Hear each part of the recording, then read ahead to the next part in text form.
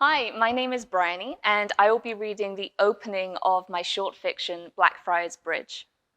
Blackfriars Bridge has spanned the River Thames in London for more than 250 years. In 1814, it overlooked the bright, sprawling events of the last London Frost Fair. These rare midwinter festivals took place when portions of the Thames would completely freeze over, and Londoners could walk out safely onto the ice. For a few days only, performers and tradesmen would set up stalls on the surface of the river. There would be dancing and drinking and gaming and gambling and printing presses churning out commemorative poems and postcards. Most famously, at the last Frost Fair, they actually walked an elephant across the river beneath Blackfriars Bridge.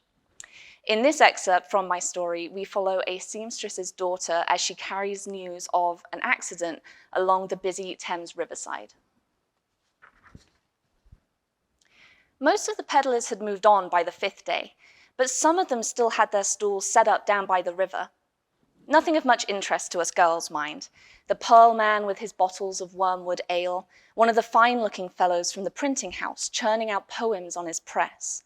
A few other hangers-on besides, all of them trying to draw out the Frost Fair longer than the weather would hold. At least they'd had the good sense to lug their carts and goods up off the surface of the river and onto the bank. The ice had borne 1,000 boot prints, but that morning the wind was warm and smoky, and it wasn't long before a cry went up a little way from Blackfriars Bridge. The other seamstresses' daughters were faster to the bank than I was, but they didn't dare get as close. The sight of that inky split in the ice, it opened out of nowhere, the Pearl Man was saying, and swallowed the women whole. It was enough to send them flocking back to our mothers with gossip burning on their lips. 3, maybe 4 ladies fallen through. It was hard to tell from the puffs of skirt and petticoat all confused on the water. The bravest of the peddlers were already on their stomachs, palming across the ice with their weight even spread.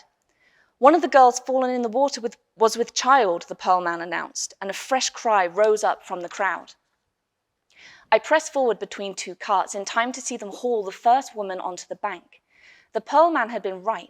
She lay on the ground and clutched her swollen belly with both hands until someone took her under the arms and dragged her to her feet.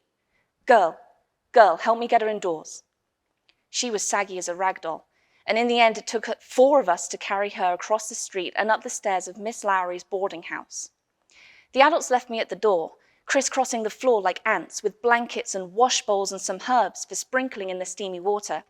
But I busied myself at the hearth, stoking their morning fire back into life with an iron rod. I could still feel the pregnant girl shivering against my shoulder, river water seeping from her hair into mine. A midwife arrived in the doorway before any had been sent for. I was walking by the river, she said, and they ushered her inside without question, direct to the back room. There was something wrong with the pregnant girl. Something more than the cold. I had never been bedside for a birth before, but I could sense the sidelong glances from the midwife to Miss Lowry, from Miss Lowry to her maidservants. Close the curtains, pet.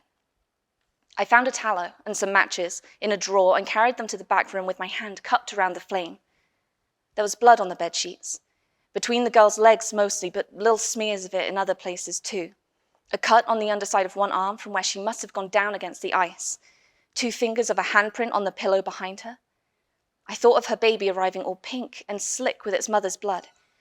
I thought of it arriving grey and still, its first breath whisked away by the shock of that cold water. Do you know Temple Street? Miss Lowry had a hand on my shoulder, but I was watching the midwife. She couldn't have been more than a few years older than me, but right now she seemed the most powerful creature I'd ever seen. Miss Lowry took the tallows gently from my hand. Run as fast as you can to Temple Street. The big house, the grey one. Ask for Mr. Cohen. You bring him here and there'll be a penny in it for you, understand? I took the address with me out onto the street, out along the riverbank past the peddlers and their stalls. It was a different world from yesterday. Why, yesterday you could hardly move for the crowd of people swarming the river. Rich young gentlemen tottering onto the ice with ladies on their arms, beautiful as butterflies. Fiddlers and dancers and beggar boys resetting the 9-pin balls.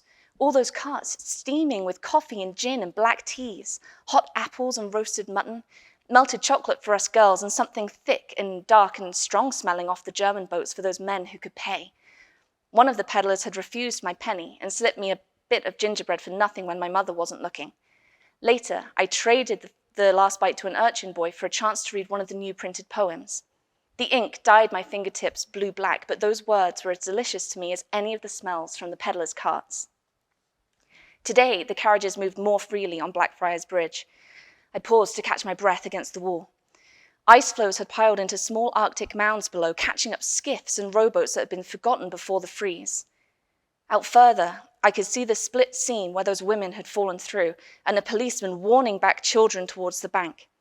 I wondered what it would be to disappear into that black water, to have all those riverside smells snatched away in an instant, replaced with blindness and bubbles and heavy clothes dragging you down and down. From this high, one step would surely plunge you all the way to the riverbed. One little step from up here, and the ice would crack under my weight like torch sugar. But maybe not until all the bones in my legs had cracked too. A gentleman's carriage stopped a little way from me, and I scurried over to the luggage shelf on the back. The horse snorted dragon's breath as it pulled away with the extra weight, but now I traveled fast and sure along the streets away from the river. The carriage stayed on course all the way till the great white government building near the hill, where it slowed enough for me to jump off the shelf and slip away unnoticed. A severe-looking footman answered the door to the house on Temple Street. He cast his gaze over the stains on my pinafore, some from the river water, others from the hearth, and he moved to shut me out with a mumbled word about charity. He would have succeeded, too, if a second man behind him had not heard my desperate cry for Mr. Cohen.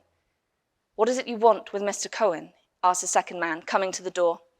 He was a gentleman through and through, with fine dark hair and the whitest collars I had ever seen. He listened to my message from Miss Lowry with eyes that brewed thunderstorms. "Girl, show me where."